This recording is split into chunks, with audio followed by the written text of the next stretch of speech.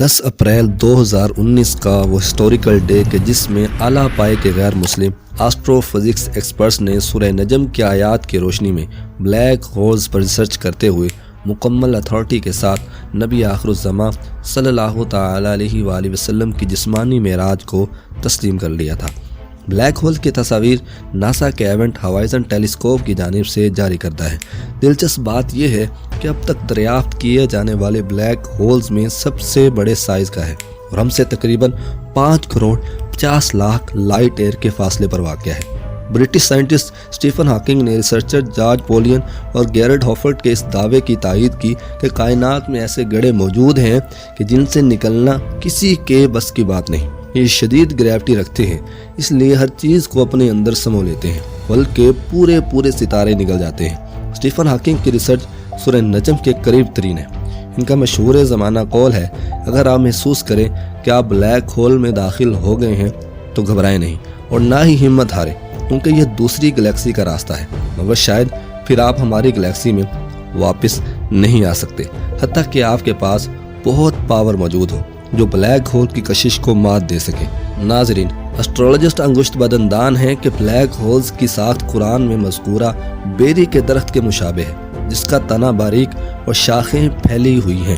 یہ خلا کا سب سے تاریک حصہ ہے۔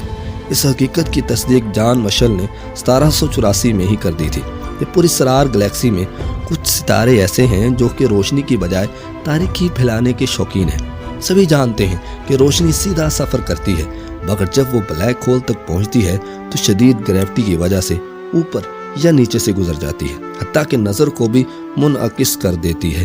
کلیئر فورسٹین نے اپنے بے باک تجزیے میں برملا کہا کہ قرآن مجید میں سورہ نجم میں بلیک ہولز کے بارے میں جو کچھ بتایا گیا ہے اسے پڑھ کر ایک سرد لہر دوڑ جاتی ہے۔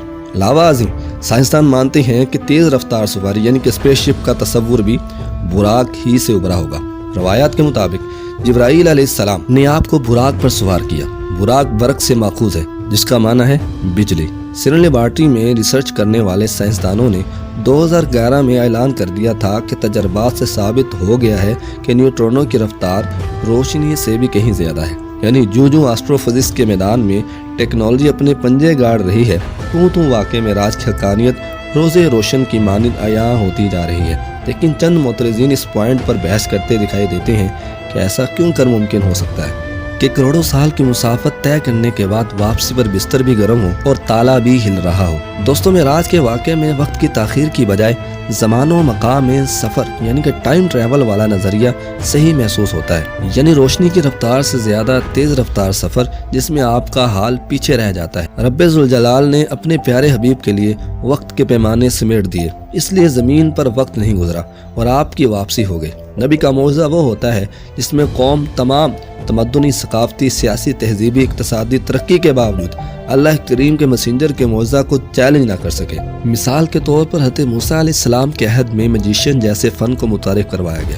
فرعون کے دربار میں منعقد کردہ میجک شو میں تمام نامی گرامی جادوگروں کو حضرت موسیٰ علیہ السلام کو معجزہ عصا کے مد مقابل لایا گیا، مگر قدرت الہیہ کے مظہر کے طور پر عصا طاقتور استا بن گیا اور شعبدہ بازوں کی رسیوں کو نگلنے لگا۔ جادوگر فوراً سجدے میں کہنے لگے کہ یہ حق ہے۔ حضرت عیسیٰ علیہ السلام کے دور میں میڈیکل سائنسز کا دورہ تھا۔ آپ باذن اللہ مردوں کو زندہ کر دیتے اور مادر زاد اندھوں کو بینائی عطا کر دیتے، کوڑیوں کو ٹھیک کر دیتے۔ اس دور کے یونانی طبیب آپ جیسا معجزہ لانے سے عاجز ہی رہے۔ عرب کے حالات اس طرح سے تھے کہ وہ اندھی تقلید کے قائل تھے، بت پرستی کے باعث کاہنوں کی باتوں پر یقین رکھتے تھے۔ سفر معراج نے انہیں کائنات کی تخلیق کی جانب غور و فکر کا درس دیا۔